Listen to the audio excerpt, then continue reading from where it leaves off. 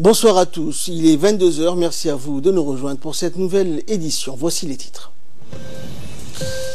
Ouverture de la deuxième session ordinaire de l'Assemblée nationale aujourd'hui. Et en Syrie, plus de 2000 personnes évacuées de l'ultime poche de l'État islamique, et ce en 24 heures. Merci à vous de nous rejoindre. Sous la présidence de Mohamed Ali Hamadi, conformément à l'article 22 du règlement intérieur de la 8e législature de l'Assemblée nationale, s'est tenue ce jeudi dans les arcanes de l'hémicycle la seconde séance plénière. Cette séance qui a vu la participation du Premier ministre Abdelkader Kamil, des membres du gouvernement et de l'ensemble des parlementaires. Elle avait pour ordre du jour l'examen de 6 projets de loi admis en procédure d'urgence, à savoir projet de loi portant identification des personnes physiques ou en République de Djibouti, création du numéro national d'identification et établissement d'un registre national. Projet de loi portant modification de la loi du 22 décembre 2007 fixant les conditions d'entrée et de séjour en République de Djibouti. Projet de loi portant organisation du ministère du Travail chargé de la réforme de l'administration. Projet de loi relatif à la création de l'Institut national de la statistique de Djibouti, l'INSD. Projet de loi portant institutionnalisation des crèches et des garderies. Et enfin, projet de loi portant ratification de la convention de financement pour l'achat de produits pétroliers raffinés. Le président de l'Assemblée nationale, dans ses propos introductifs, est revenu sur les modalités de la procédure d'urgence. Il a précisé les différentes stipulations fixées par l'article 51 du règlement intérieur. Et sur l'ensemble des textes, les discussions ont été conséquentes et au terme des débats, les parlementaires ont donné une suite favorable à l'adoption des textes.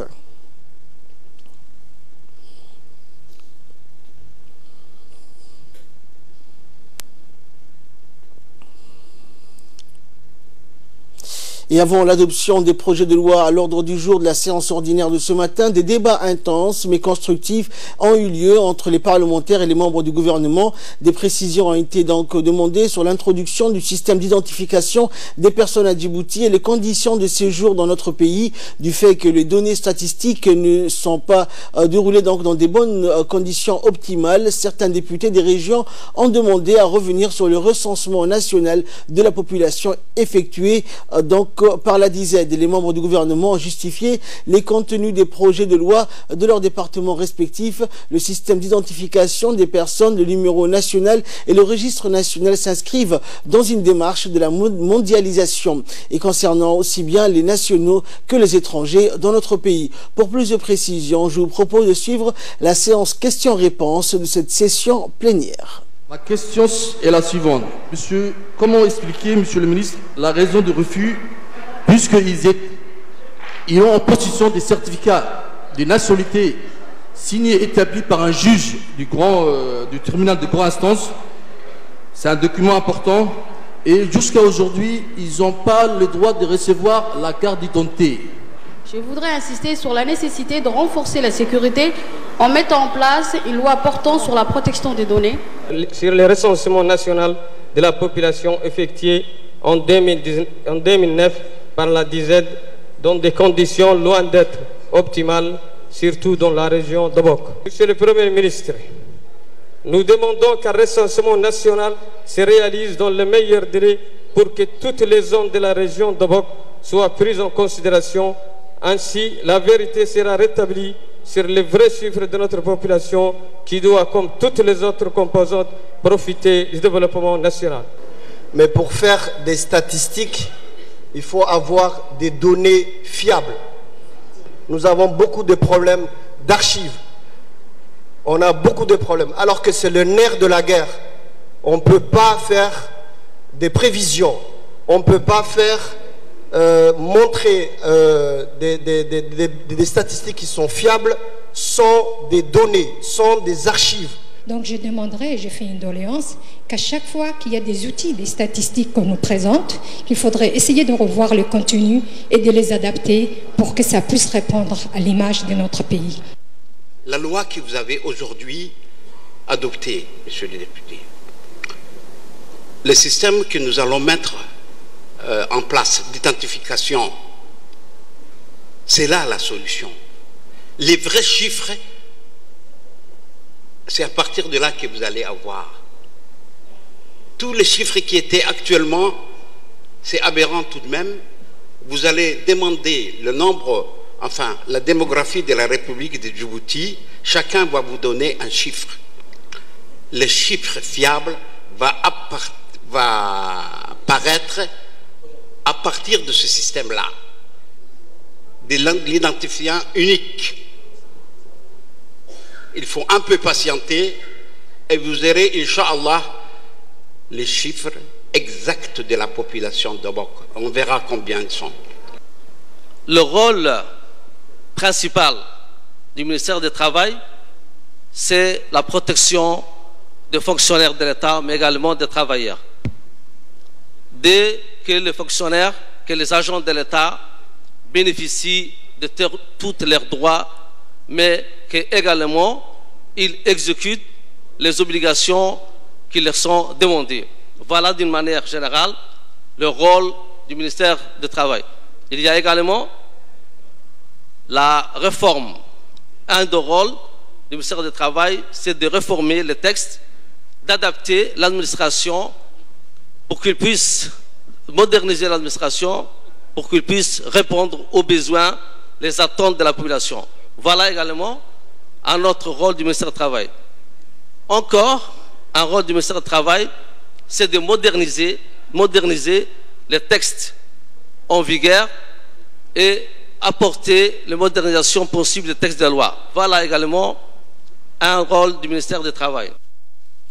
Et outre les membres du gouvernement, le Premier ministre a donné des éclairages donc aux parlementaires sur la genèse et les objectifs des projets de loi à l'ordre du jour ce matin à l'Assemblée nationale. Le système d'identification et le registre seront importants pour parvenir à un recensement qui sera mené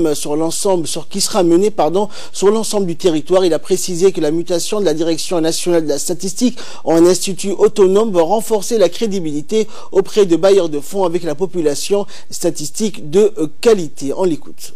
C'est vrai que l'identification unique qui a été adoptée va reprendre cela, mais ceci concerne les populations, un, s'ils sont étrangers, deux, s'ils sont des Djiboutiens. Mais des gens qui ne sont ni l'un ni l'autre, comment vous allez faire pour les identifier? Cela veut dire que vous devez aller dans les régions reculées pour identifier les gens, qui sont-ils, s'ils sont des documents ou pas. Donc cela veut dire que le problème reste toujours entier. On va revenir, mais ça ne veut pas dire que nous allons abandonner. Nous allons recenser toute la population djiboutienne, du nord au sud, de l'est à l'ouest.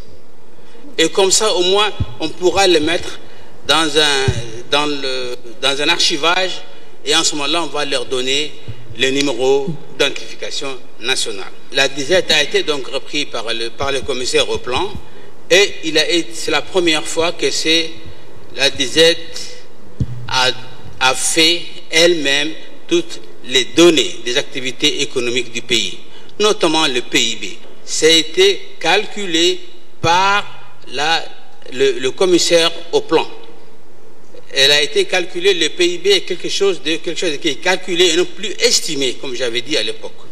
Donc, toutes les données économiques, toutes les activités économiques, tout revient maintenant à l'ensemble, a été mis en place dans le commissaire au plan par l'intermédiaire de la disette.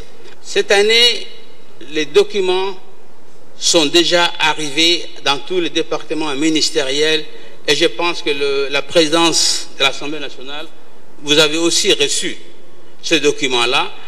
Il y a toutes les données statistiques d'un côté, et il y a aussi les données concernant le commerce extérieur du pays. Voilà en quelque sorte le travail que fait le commissaire au plan, et la disette devient un institut de statistiques. C'est très important que les données soient transmises. C'est que Dr Ahmed disait tout à l'heure, on ne peut pas imaginer comme ça de mettre des chiffres. Il faut que les gens envoient les données. Mais depuis un certain temps, d'une manière régulière, tous les départements ministériels envoient les données. Donc, ces données sont compilées par le commissariat au plan dans un document périodique qui est sorti cette année. Donc, je pense que tout le monde maintenant, tous les départements ministériels l'ont eu, et y compris le Parlement aussi. En ce moment-là, mais c'est vrai, c'est très important que les données arrivent au commissariat au plan. C'est très important. Également dans l'actualité, le Premier ministre Abdelkader Kamel a reçu hier dans la matinée une délégation de haut rang conduite par Cheikh Mansour bin Moussalem, président de la Fondation pour l'aide à l'éducation, introduite par le ministre de l'Éducation nationale de la formation professionnelle Moustapha Mohamed Mahamoud.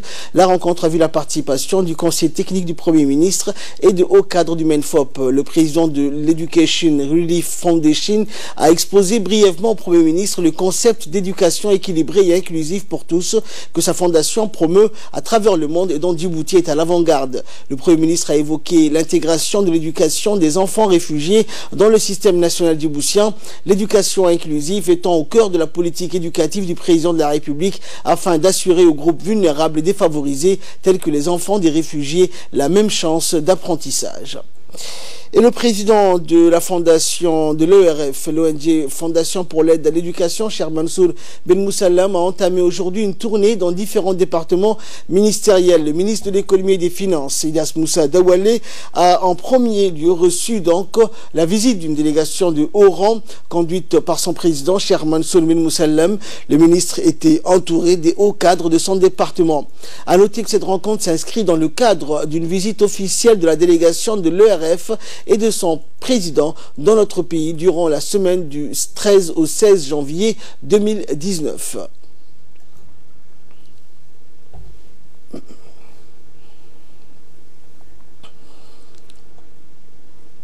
Et le ministre de l'Éducation nationale de la formation professionnelle Moustapha Mohamed Mahamoud a ensuite rencontré donc la délégation conduite par le Cheikh Moussalem qui a fait donc une large présentation sur les réalisations du MENFOP en termes de politique de rehaussement de la qualité et d'inclusion du système éducatif dans les 10 années à venir. Enfin, le président de la fondation de l'ERF, Cheikh Mansour bin Moussalem, a été reçu par la secrétaire d'État aux affaires sociales Mouna Ousmane Aden.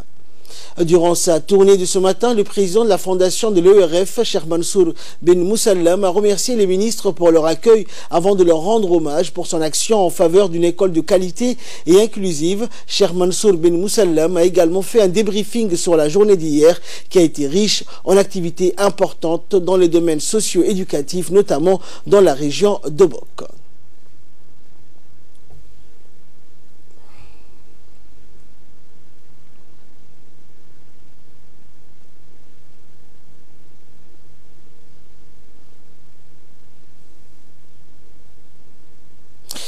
Le ministre des Affaires musulmanes, de la Culture et des Biens Waqf, Moumin Hassan Barré, a reçu donc dans son bureau une délégation conduite donc par le directeur général de la Culture et des Arts de la province de Yunnan en Chine, accompagné de l'ambassadeur de Chine accrédité à Djibouti, Zhuo Ruicheng.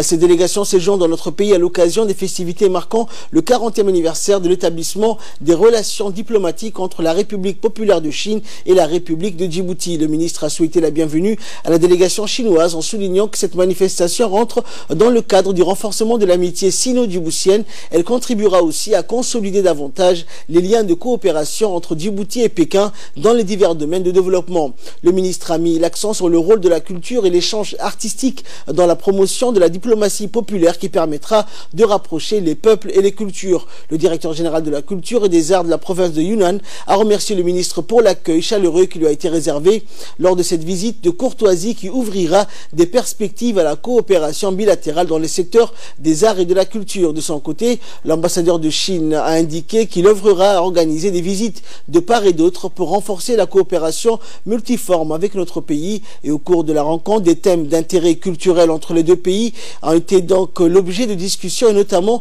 l'importance de renforcer les échanges culturels et les visites réciproques entre artistes et cadres de la culture. À cet effet, la partie chinoise a adressé au ministre une invitation de visiter la province de Yunnan, laquelle a été accueillie favorablement. Enfin, il était à rappeler que la province de Yunnan est connue pour sa diversité culturelle et ethnique où cohabite une population estimée à 46 millions d'habitants. Le secrétariat d'État aux affaires sociales, en continuité de ses activités de la semaine de l'action sociale, a organisé une réunion sous le thème de réalisation et perspectives réalisée donc par le secrétariat d'État sur le fond de la solidarité nationale hier au Palais du Peuple. Présidé par la secrétaire d'État aux affaires sociales, Mouna Ousmane, en présence de la secrétaire générale et des cadres du secrétariat d'État, des partenaires techniques et financiers et des institutions. Donc l'objectif de cette réunion a été de décortiquer et d'expliquer aux partenaires techniques et financiers, aux bailleurs de fonds, le mécanisme du financement des programmes sociaux, le coût de la stratégie nationale de la protection sociale 2018-2022, ainsi que les perspectives réalisées au cours de cette année. Et dans son intervention, la secrétaire d'État aux affaires sociales, Mouna Ousmane Adan, a rappelé que différents programmes réalisés donc ont été évoqués lors de la réunion, tels que les programmes d'assistance sociale, programmes d'aide donc ponctuels comme le secours aux sinistrés, programme de soutien aux étudiants issus des régions de l'intérieur, programme des étudiants handicapés, programme d'assurance maladie, transfert monétaire, ainsi que d'autres programmes comme le développement des opportunités d'emploi pour le développement économique et les formations techniques et professionnelles en étroite collaboration avec le ministère de l'Éducation nationale. Le mécanisme africain d'évaluation par les pairs, le MAEP, qui est à Djibouti, a continué donc ses rencontres avec les différents acteurs politiques du pays. Cette mission qui se déroulera d'une semaine durant laquelle donc les experts devront s'imprégner des pratiques de la bonne gouvernance, a rencontré cette fois-ci le secteur privé, notamment le président de la Chambre de commerce de Djibouti, Youssouf Moussa Dawale. Les discussions durant cette rencontre ont porté sur comment le secteur privé doit jouer un rôle prépondérant dans le développement des collectivités locales, la mobilisation des ressources des collectivités territoriales et le renforcement des capacités en matière de ressources humaines. Cela a été l'occasion d'aborder la question de la décentralisation budgétaire du point de vue du secteur privé et dans quelle mesure le secteur privé est en train de contribuer à la mise en place de cette décentralisation fiscale et budgétaire. Les partenaires ont répondu à toutes nos questions et d'abord en faisant des exposés qui nous montraient exactement leur implication dans le développement des régions, notamment en mettant à disposition des populations locales des antennes de la Chambre de commerce, qui sont déjà au nombre de 2, mais qui sont en voie d'être augmentées à toutes les régions. Et nous allons parler du 7e art à présent, promouvoir le paysage touristique djiboutien dans le monde du cinéma et ouvrir le cinéma aux portes de la scène internationale, notamment le Festival de Cannes. Tel était l'objectif d'une conférence de presse qui s'est tenue ce matin à l'Office national du tourisme. C'est la présidente du pavillon Afrique du Festival de Cannes, Karine Barclay, qui a répondu aux journalistes aux côtés de la réalisatrice djiboutienne Loula Ali Ismaël. Le directeur du tourisme, Ousmane Abdi, le directeur de la culture ont également assisté à cette conférence de presse. Djibouti, connu pour ce paysage à couper le souffle, doit intégrer comme toile de fond les films, ce qui serait un important vecteur d'inspiration et un facteur d'influence pour les voyageurs, et ainsi la République de Djibouti et son paysage majestueux pourront tirer profit de cette occasion. Et Mme Karine Barclay, présidente du pavillon Afrique, a donc expliqué en premier lieu l'objectif de sa visite, qui est d'offrir une plateforme de renom à Djibouti en plein milieu de la crème des réalisateurs du cinéma, mais aussi du showbiz international, ce rendez-vous donc incontournable qu'est le Festival de Cannes.